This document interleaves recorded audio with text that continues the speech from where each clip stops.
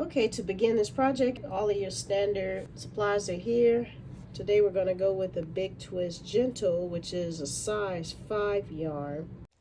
For the yarn choice, I highly recommend using the one I used previously, which was the Lion Brand Scarfy, or sticking to a standard 4 weight yarn, because this gets dense and heavy really quickly. By the time I post this, I will let you know how many skeins that I actually went through. For this, you're going to need some marking chalk. You'll need your scissors, you'll need a darning needle, and of course you'll need some stitch markers. So once you get everything together, let's begin. I almost forgot. You're still going to need a tape measure because you're going to have to get the measurements for the circumference of your bust area. So you want to take a tape measure and wrap it around that upper area along the bust line, and you want to go from armpit to armpit. And what I would do is I would add maybe an inch or two, depending on your comfort, because you want to be able to slip this on and off over your head. And once you get that number, you're going to divide that in half. So that half of that will be for your front bodice and the other half will be the back. To begin creating our shrug, we're going to do the bodice first. And both panels will have a small, narrow ribbing along the bottom edge. And to begin, we're going to create that ribbing by chaining 6. And just like I do with all of the other ribbing that I'm doing for this project, it's all going to be half double crochets in the back loops. And by the time you're done with your first row, you should have a total of 6 stitches. For row 2, you're going to continue going only in the back loops until you get to the end of the row.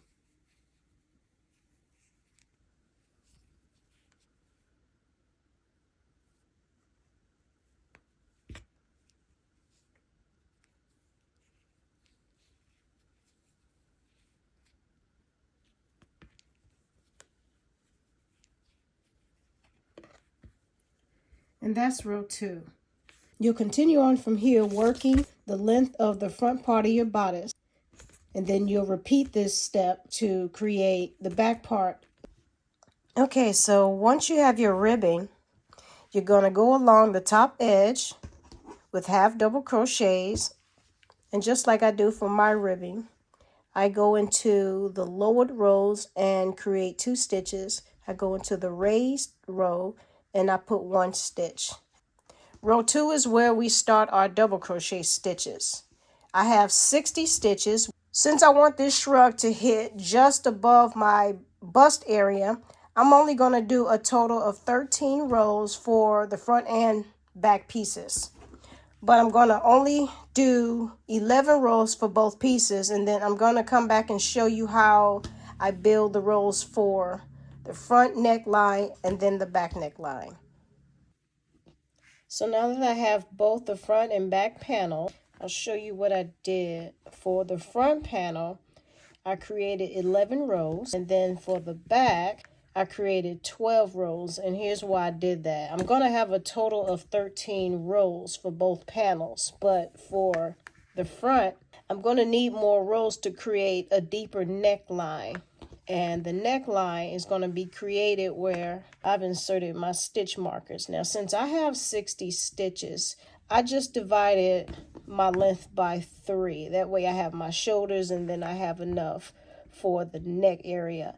You can make this wider if you would like, based on your own measurements and how many stitches you ended up with, or you can just simply measure your head and make sure you have enough to slip over and then adjust your width of your neck accordingly to accommodate that size. For this front piece, since I have 11 rows, I'm going to do a total of 13. I'm going to build 2 rows for the shoulder and show you how I do the front.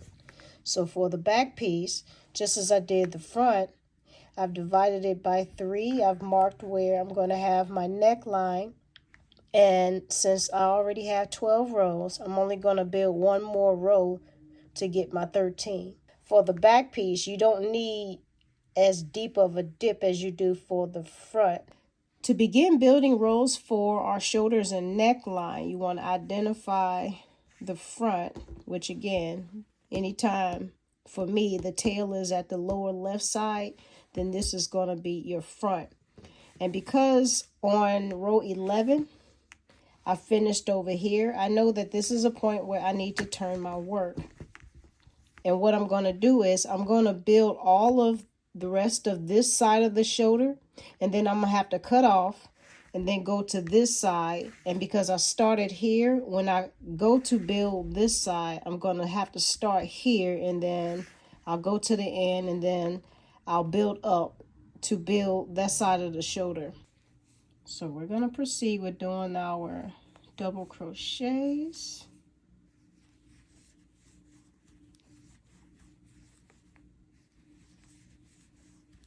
And we'll continue on until we get to our stitch marker.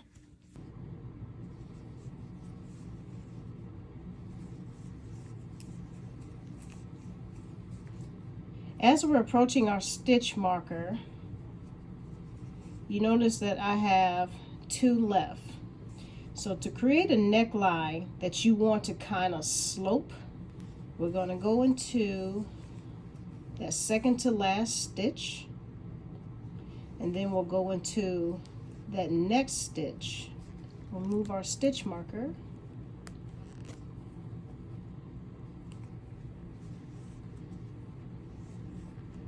And we're going to create a decrease. What that decrease is going to do is cause a slight slope to where it's going to create that curvature that you would see in a front neckline. So this was 20 stitches. Our neck area is 20 stitches, and then the other side is 20 stitches. Going into the decrease, we're going to chain 1 to tie that off. We're going to turn our work. Chain 1 again. We're going to create a second decrease. So we're going to yarn over, go back into that 1 stitch, go through 2 of our loops, go through the next stitch, pull through 2 loops, yarn through those last 3, and that's your second decrease. From here, you'll continue on until you get to the end of the row.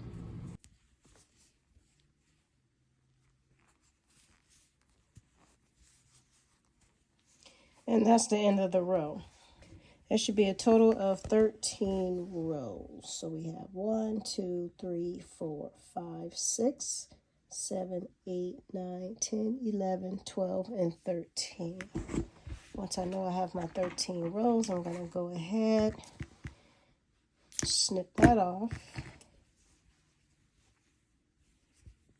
chain that off. And so now we're going to have to turn our work, because we started row 12 on this side. We'll have to forget about this part, and we'll have to begin resuming this row at the stitch marker to complete this other shoulder. So we'll start here. We'll go into that stitch. I'm going to go ahead and remove the stitch marker. I'm going to add my new yarn, and I'm going to tie it in, but I'm going to begin, and at this edge you're going to have to create the decrease. We did it over here at the end, but here we're going to have to do it at the beginning so it will match this side. So instead of decreasing at the end like we did over here, the decrease will be here, and then we'll just finish off the row.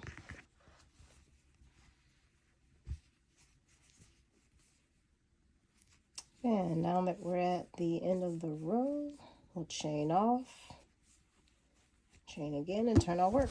And we'll do the same thing as we did on the other side.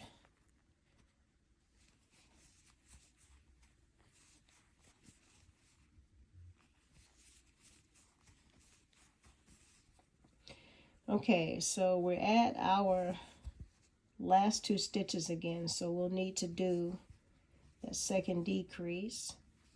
We'll yarn over, bring it through the first 2 loops, yarn over again, go into that last stitch, bring it through the first 2 loops, and then you'll yarn over through all 3, and that'll create a second slope. Chain off, cut the end, and this is your front. As you can see, it has a slope. Instead of just going straight up, it has a slight slope. So when we go to finish off our neckline, it'll create a curvature on its own, and that is what we want. That's our front. Just like the front, identify the tail on the bottom left. Since my working tail is over here, we need to continue on through this row. And because this is already 12 rows, we're only going to build 1 row, meaning that we'll have to go into, we get to the stitch marker, we'll cut that off, and then we'll come over here to resume finishing off the row on this side. Just like with the front, we'll have to create decreases to build a slight contour for the back part of the neck. We're about to approach our last 2 stitches at the stitch marker. So from here we'll begin our decrease, going through that first stitch and only going through the first 2 loops. Yarn over again, go through the stitch with the stitch marker, going through the first 2 loops again until you have 3 on your hook, and then you'll pull yarn through all 3. And that creates your first shoulder. Because you would normally work from right to left on a row, we know that to finish off the other side of this piece, we have to start at the stitch marker. And just like we did with our front, I'm going to remove the stitch marker. I'm going to take my hook through that stitch, pull it through. I'm going to tie that off. I'm going to chain through, chain that off, begin my decrease stitch. So I'm going to go back into that first stitch, yarn through, going only through the first 2 loops. I hope you guys can see that. Go through the next stitch, yarn through, going through the first 2 loops. You should have 3 on your hook, and then we'll go through all 3, and that's your decrease. And from here we'll continue on until we get to the end of the row. Okay, so we're back at the end of the row. We're going to go into that last stitch, and we're going to chain it off. Cut our ends, pull the yarn through. So this is your back piece. I'm going to weave in the ends later. And because this is the back piece, the front of the back piece, I'm going to flip this over. And then I have my front piece. I'm going to place it on top, joining at the neck. If you look here, that back piece is slightly higher than that front. So when we sew those top edges together, that will be your neck. And this is kind of small. You don't have to have it this small. You can decrease the stitches in the shoulder area if you want a broader neck. But for me, I want it kind of fitting close to the neck, but not too close. Just enough so I can slip it over my head. And that's what I'm doing. And to make sure everything fits, I'm going to do what I do with my stitch markers. And I'm going to join all of this together just to make sure it fits over my head. Just to make sure it fits over my head. Okay. I have the front piece and the back piece together. I joined them with stitch markers at the neckline just so I can make sure they fit, and they do. from here.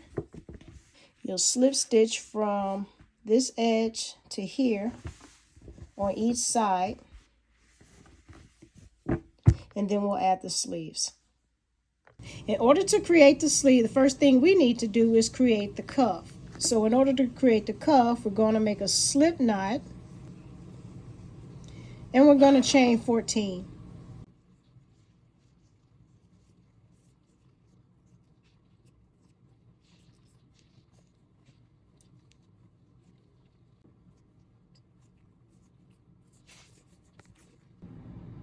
So that's going to be the width of the cuff.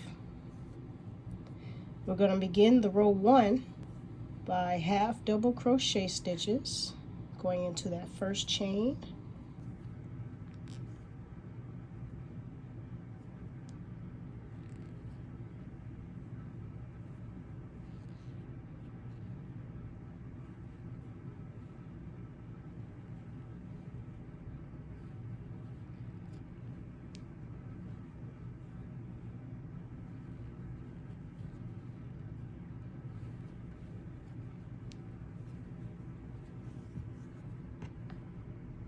And you're going to continue on to the end of the row for your first row 1. At the end of row 1, you should have 14 stitches. You're going to chain 1 and turn your work.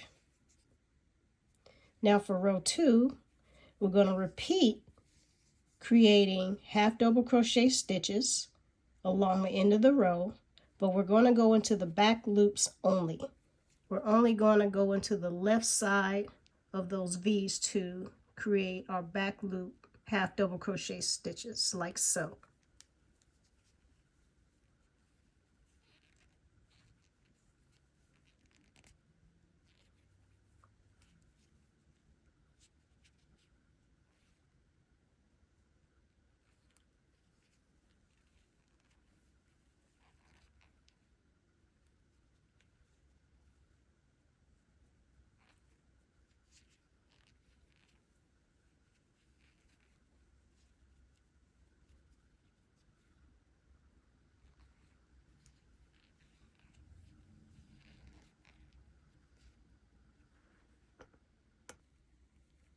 And we're going to continue on till we get to the end of the row.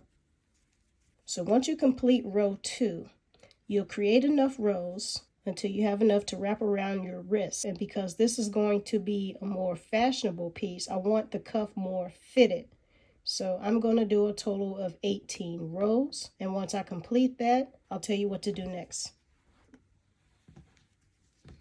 Once you have your 18 rows, you want to mark the front side of your cuff. And because my starter tail is on the lower left side, this is going to be my front. We're going to mark the center of our cuff with a stitch marker. 1, 2, 3, 4. 1, 2, 3, 4.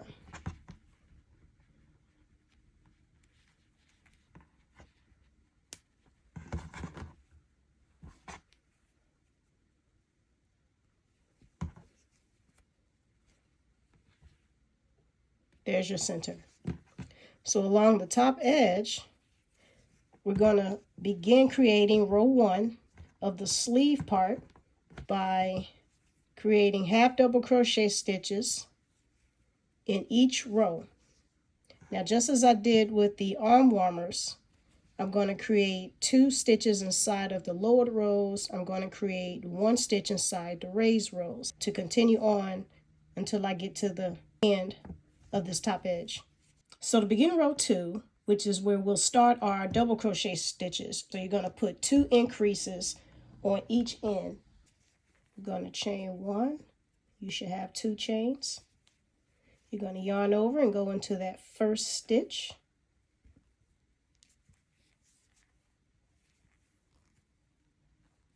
And create your first double crochet stitch. You're going to go back into that same stitch and create a second double crochet stitch for a total of 2 stitches. You're going to go into the next stitch, add 1 double crochet stitch. you're going to go into the following, which is the third stitch, and create a double crochet stitch. And then you're going to go back into that same stitch and create another double crochet stitch. Now, even though we've only worked 3 stitches, we should have a total of 5 stitches. 1, 2, 3, 4, and 5. And that's how you do your increase. You're going to continue on until the end of the row. Since we're approaching the end of the row, we're going to add our increases. Skip a stitch. Add a single double crochet. Add our increases again.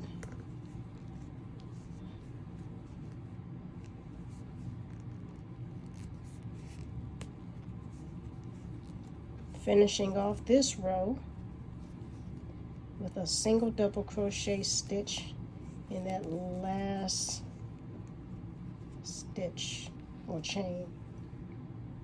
And then we're going to chain 2. Turn our work. And that's the end of row 2. Going into row 3, we're going to increase by 2 stitches for a total of 34 stitches. And from there on till about row 26, we're going to stay constant at 34 stitches because you don't want to keep increasing unless you want a different type of sleeve. For this particular design, we're not doing that. We want a more fitted sleeve. And for the sake of this tutorial, I'm going to keep it short and sweet. I'm just going to post a pattern for you to follow along with. That way, you can work at your own pace and just follow the instructions as you need to. And once I create the end of the first sleeve, we'll join back and I'll tell you what to do next. Okay, so we have our 26 rows. We're at the part of the sleeve where we'll need to do an increase again. As you can see at the cuff, we started to expand out a little bit and then it got consistent. But once you get towards the length where it's going to be close to the armpit, you'll need to increase and expand more so you can have that movement around that armpit. At row 27, we're going to begin our next increase. And then just like before, I'm going to post the pattern so you can follow along at your own pace on when and where to do which increases. And for this size, I'm a size medium, which in shirts that would be like a 6 through an 8. I'm going to do a total of 39 rows. But if you're smaller and you need to decrease accordingly, you can do so, just like if you wear a larger size and you need to increase, you can do so. But once I get to my 39 rows, I'll be back and we'll go into the next step.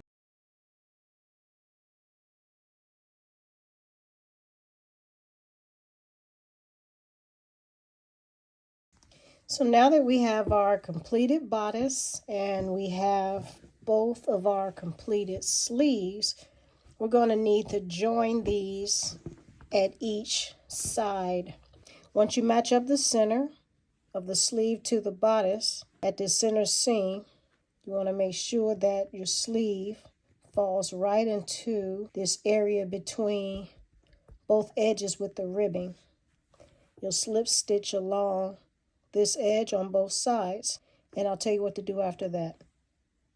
Once you have both sleeves stitched at the shoulders, you're going to take a ruler or anything that you can create an extended line with. You're going to start at this center seam in the shoulder part, and that's going to be the beginning, and you're going to go all the way to the edge of the sleeve where the cuff starts, and you're going to mark that. It's one seam. We're going to go back to that center seam and mark that. And then you're going to join both areas by creating a line.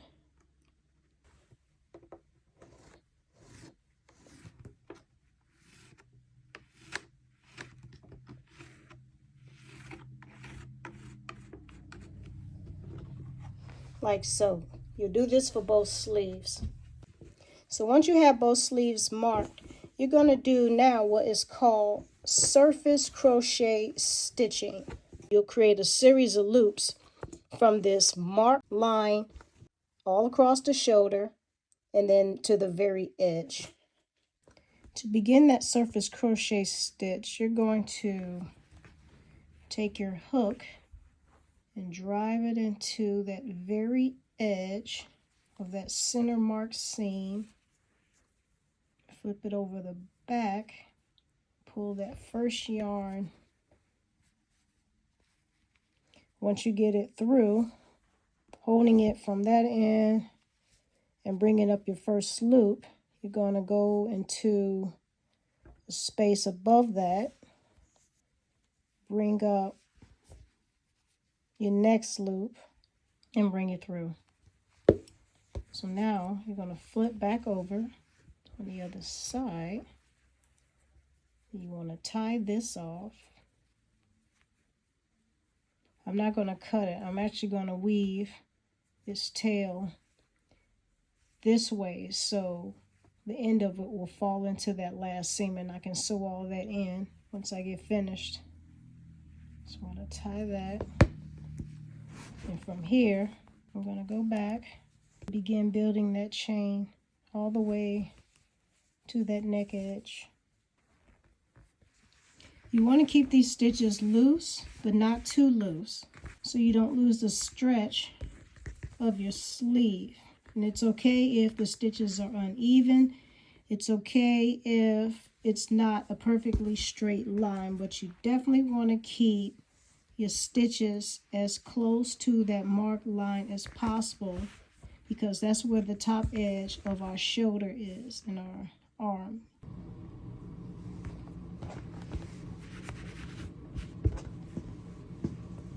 So again, you're going to work until you create a chain that is going to cover all of your center sleeve, and then you'll work through the center seam of this shoulder all the way to this very edge.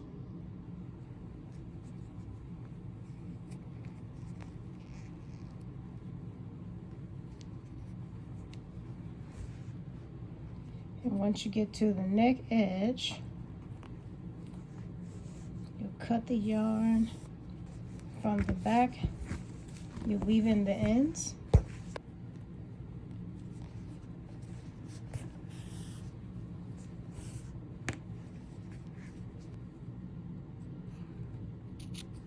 With this particular yarn, I had no knots and I had minimal reloading of yarn. So what I've been doing throughout my project, when I got to a point where I ran out of yarn or I had to cut the yarn ends, I would go in. You don't have to do this, it's just optional. I would go in with the slightest, tiniest stitches possible. I'd go in and weave in those tiny little stray fibers, the needle and thread, so they wouldn't show up. And then I'd cut any excess off.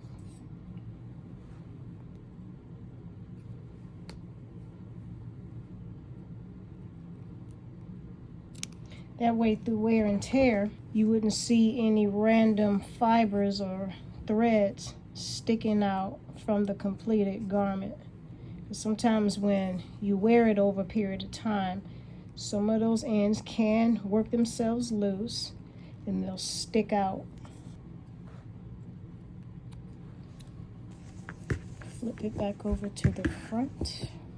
Now, just like I mentioned before, you don't have to perfectly have it lined up at the stitch marker, but you want it as close to this line as possible. I might have to go back and redo that, because for me, that's almost an inch away from the area that I marked. And since I'm a perfectionist, that's going to bother me until I fix it. Once you get your crochet stitch line the way you want it, I will show you how we start building the ruffle. Okay, so once we have our surface crochet stitch sewn into the top edge of each sleeve at the fold, we'll begin building our ruffle from there. At this point, I've removed all excessive stitch markers. I'm going to keep this one because I still want to make sure that I'm working with my front, or I'm able to know where my front is, even though I can look at that and tell that is higher, so that would be the back. Just for all purposes, I'm going to keep that one to identify my front. And any excessive loose ends, I've already weaved the end. The only reason why I haven't weaved in these and these is because the final steps, I'm going to sew the arm together and I'll weave all of that in at that point. To begin building your ruffle, you're going to take your yarn. You're going to start at this very first stitch that we created. You're going to bring the yarn through. And I would make a short tail because at this point, you don't want a too long tail. You don't want it too short, but you don't want it too long. At this point, you can tie that into that. And from here, we can work it into our ruffle because none of that is going to be shown. None of this base stitching is going to be shown once we build that ruffle. The ruffle has a lot of volume to it and a lot of bulk, so any flaws are kind of forgiving. So we're going to take our crochet hook. These are all going to be double crochets from here.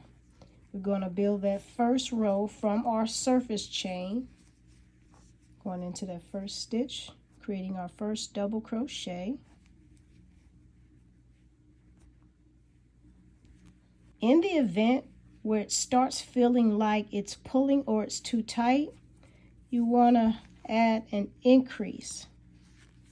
You don't want to get this foundation too tight, or it's going to affect the sleeve. It may pucker, it may not hang properly, and we want to avoid that. So as you work along all of the chain until you get to your neck edge of this surface stitch, you want to add increases when necessary.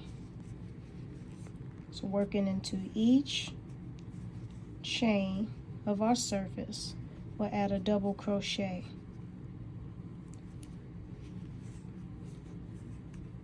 And we're weaving in that tail as we go. Can you all see that? I hope you can see that. I'm going into each chain as I go, just like here. Instead of stretching this next stitch all the way over here, I'm going to add an increase so it doesn't begin to pucker. And then I'll continue along, adding stitches when necessary. At this part of the process, it can be very intuitive. And what I mean by that is, depending on how you are able to attach your surface chain, it's going to be different for everyone. And you'll just have to feel it out. And whatever feels comfortable for you, you'll just have to feel it out and just fix it as you go along until you cover all of those chains. Continuing to work up all of that edge while weaving in our tail, adding extra stitches or increases as needed to avoid any puckering. You want to make sure that you're going inside of all these stitches and that you're not digging too deep to where you start digging into the sleeve, or you'll end up with a crease on the inside. So going back, and this is why you don't want to make them too tight, because sometimes you'll have to strain to get that hook in there. I'll probably sew this down later, but if you leave it, it's okay too, because it won't be shown.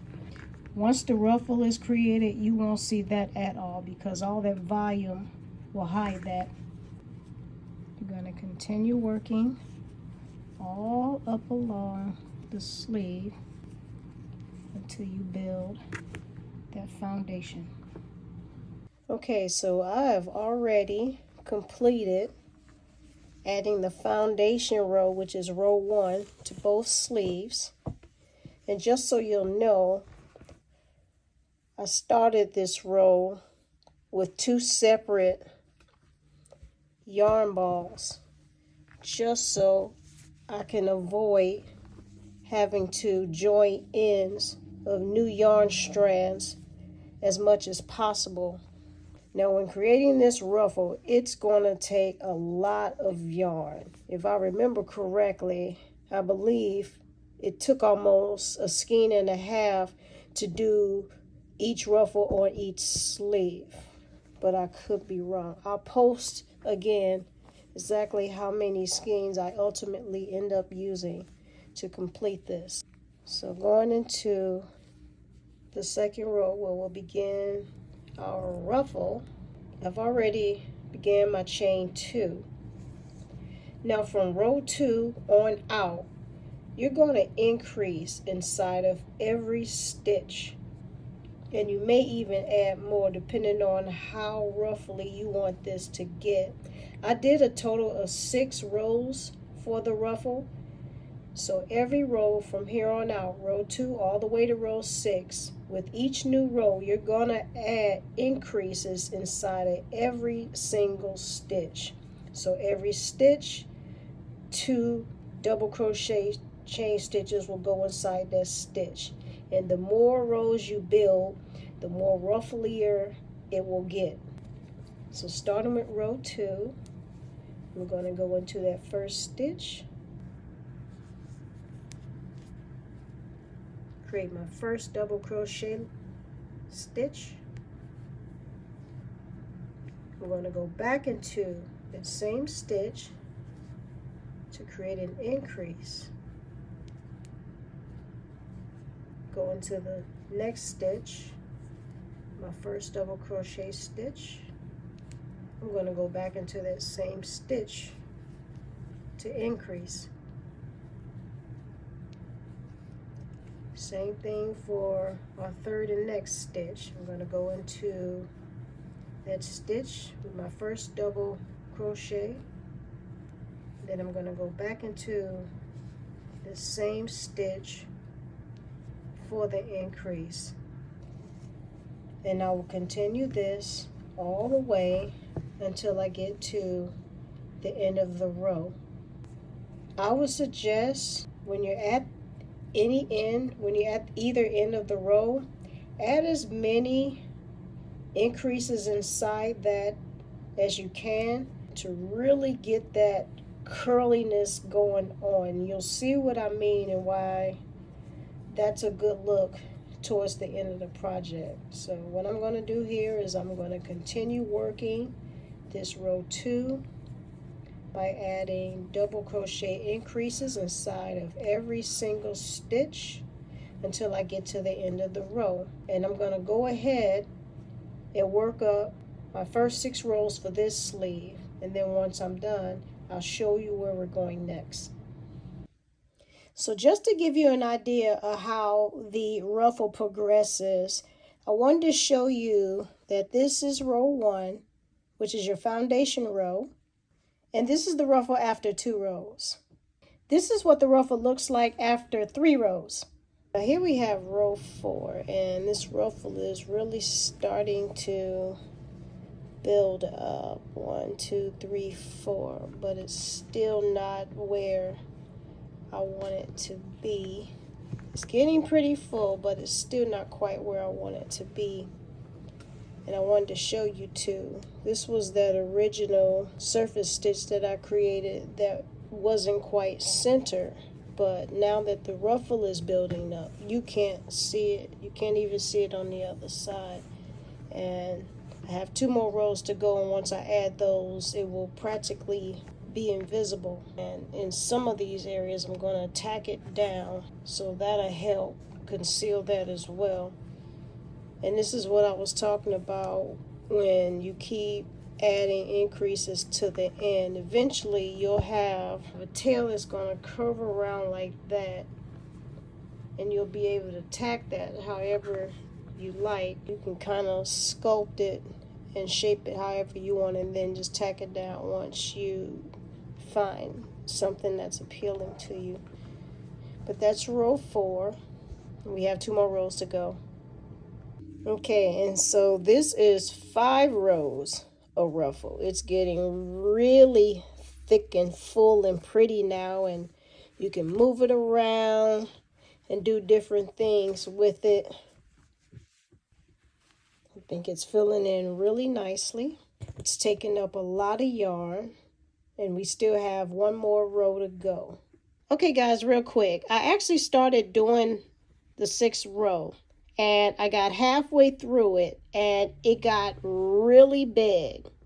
So I took stitch markers and I pinned it all together so I could try it on, and I was starting to look like I played for the New England Patriots.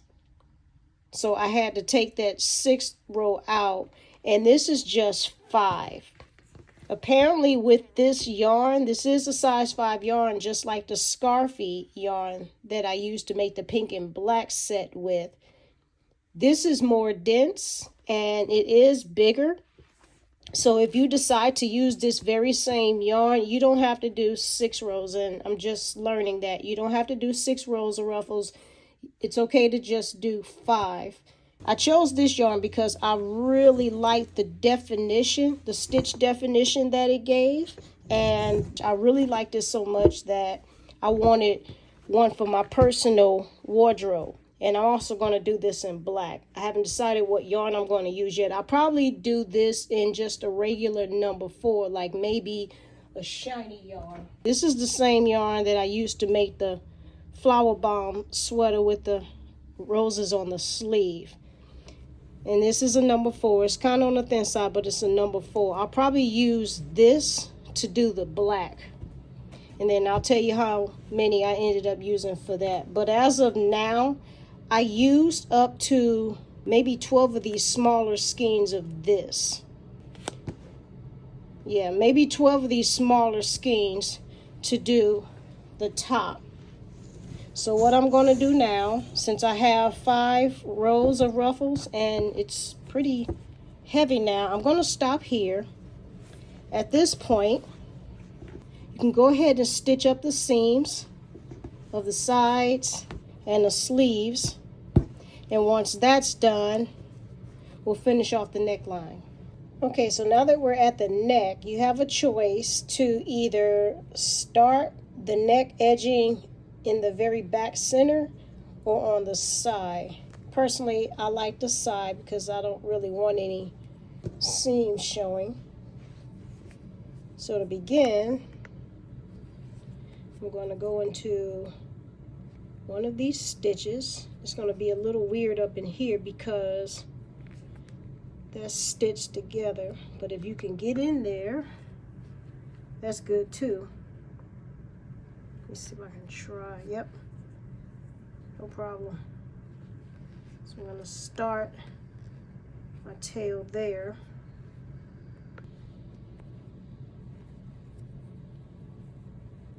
Tie that off. And I'm going to weave that in later because I don't want that in my edging. And what I'm going to do is I'm going to single stitch or slip stitch all around, and I'll probably do 2 or 3 rows of it, and that'll give it a nice simple finish. I'm going to go back into that first stitch, draw up a loop, and then I'm going to go into the next stitch.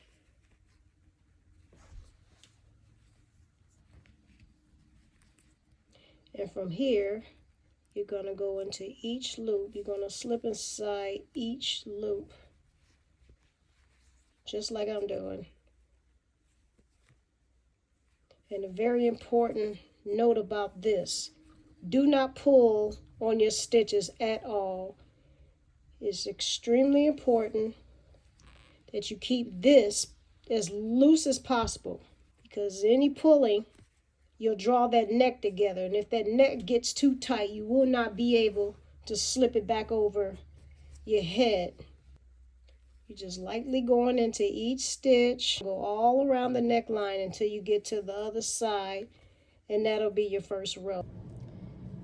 Okay, so I just completed row 1 of all the slip stitches, and I'm about to do row 2. But before you go into row 2, try your shrug on again to make sure it fits, and when it does, come back. So to begin the second row, you want to go into the back loops and do the same thing. Do a slip stitch, keeping it loose. Go into that second loop, back loop only, pull it through, slip it into the previous loop. And you'll continue to do this all the way around until you get to the end, going only into the back loops. Continue the second row until you get all the way to the other side, back to the beginning. And then I'm going to do a third row, and then I'll be back. Okay, so here we are with the completed shrug. And I hope you all can see this. So I had to play with this. But this is the completed shrug. That's the back. Now the only thing I do from this point is I tack on the ruffles. And what I do is I tack maybe this side kind of going towards the back. I just kind of put a few slip stitches there. And then I take the front part from this shoulder and I tack it along the front. That way to kind of create a little flow. But if you want it all going to the back, you can do that as well. Or if you want all of it going towards the front, it's completely up to you how you do that. Or if you just want it to kind of sit on the shoulders a little bit, you can do that. With the rest of this, what I do for the bottom, this gets tacky, pun intended. What I do is I kind of tack it in places on the sleeve so it doesn't move too much. And then I do want it to still sit on the very top edge of the shoulder alongside the arm going down. But that's pretty much all I do with the sleeve part. And that's pretty much it for the shrug. Check out part 2 of this tutorial, which is the next video on how to do the matching top. I thank you guys for supporting the channel. Don't forget to comment, like, and subscribe so you will be notified for next upcoming videos and other updates.